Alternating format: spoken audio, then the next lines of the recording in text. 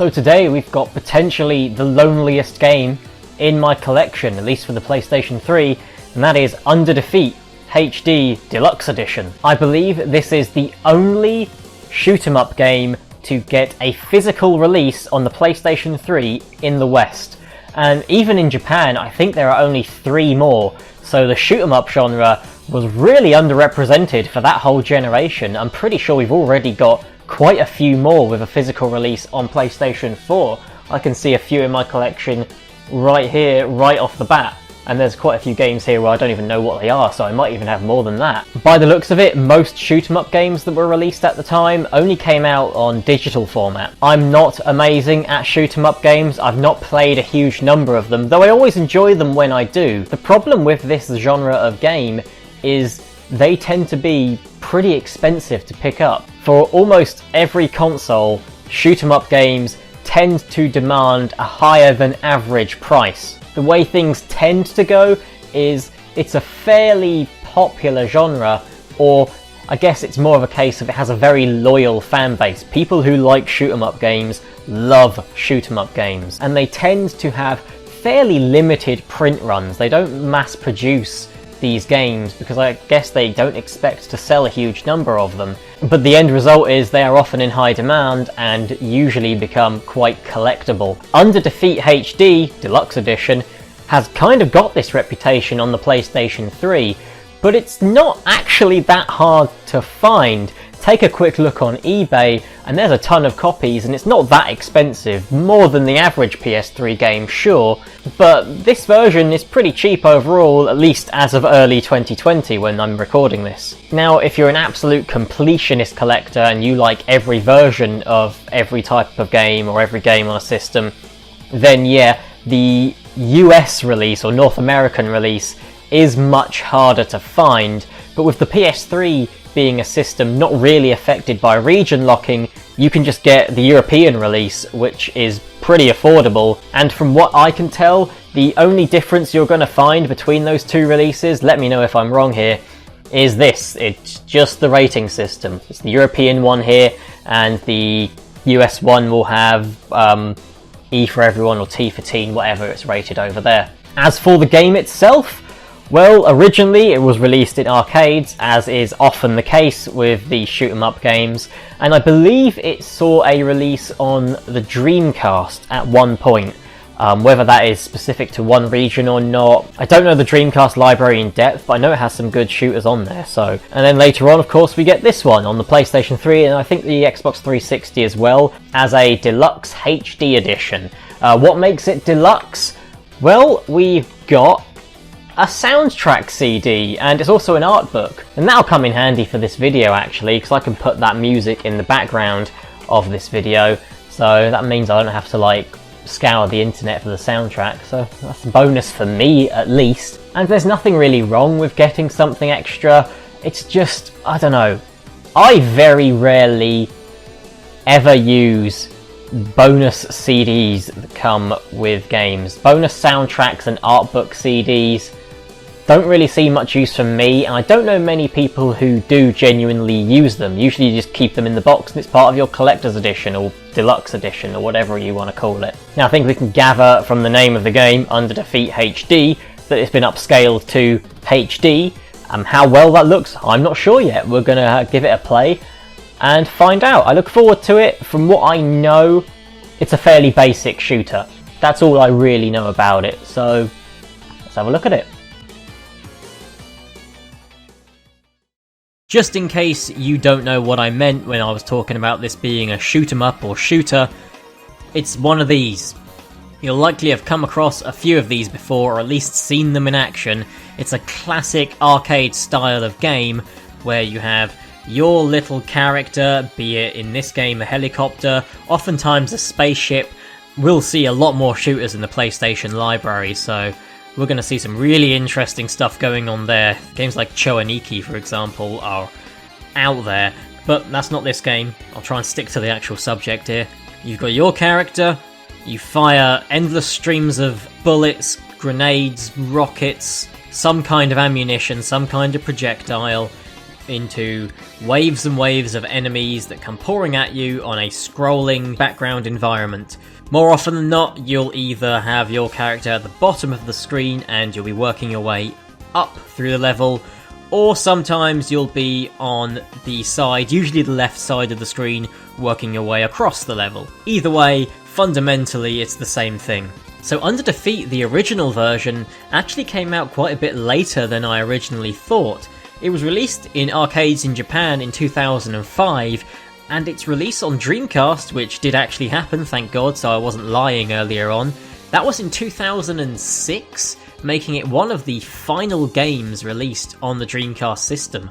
Because I read that it was on Dreamcast at one point, I assumed it was a game from the mid to late 90s, not as late as it actually was, so I didn't realise the game was quite this modern. Especially looking at this menu screen, it looks so basic, and there's no background music for the menu screen, which makes it feel eerily quiet. It doesn't really match the aesthetic, it just feels like there should be some music here. It's a small little criticism, but it's one of those things that makes a big difference. You notice when it isn't there. And I actually got a trophy just for accessing the menu, just for switching the game on, which is awfully kind of it, because these games, these shooters, can be notoriously difficult. This is no exception. The trophy list here is not something you're going to achieve 100% on and get the platinum, I think it has a platinum, easily. Unless you're big on your shooters, then this might be considered an easy one, I'm not sure.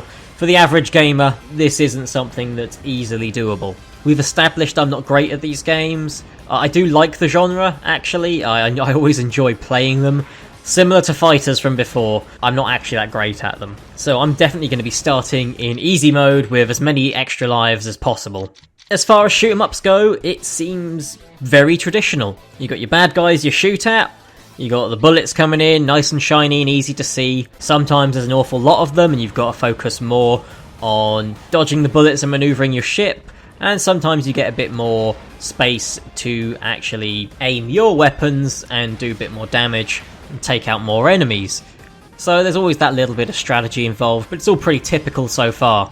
You got upgrade items to collect, they seem to improve your weapons. Again, very, very typical. And you've also got a bomb button as well, which makes a big explosion on screen, which does a huge amount of damage to everything and gets rid of all the bullets. Also, very typical of this genre. Now this here is something I've seen a similar form of in a couple of other shooter games, but unlike everything else here, it's not completely typical, and that is you can change the direction your helicopter is facing. When you move your analog stick left or right without shooting, you will change the angle that you're facing. Then if you hold the shoot button whilst you're at that angle, you will stay locked in that angle until you stop shooting. It does take a little bit of getting used to at first, especially if you just like to hold the shoot button down and go for it, but once you've got the hang of it, it's a nice little bit of extra strategy involved, and it's a little unique quirk for this game. Although I do have it under good authority, this system has been done better elsewhere, but I've not played any of those. And another feature, you get this kind of little helper robot thing called option. So if you don't shoot for a small amount of time, this little bar here will go up, and for a small amount of time this little guy will appear and shoot things for you as well. So the game does its best to prevent you from just holding down the shoot button. There's reasons to conserve your ammo in order to take advantage of this game's mechanics. Now I noticed you can pick between different characters, but there doesn't seem to be much in terms of major differences between them other than the way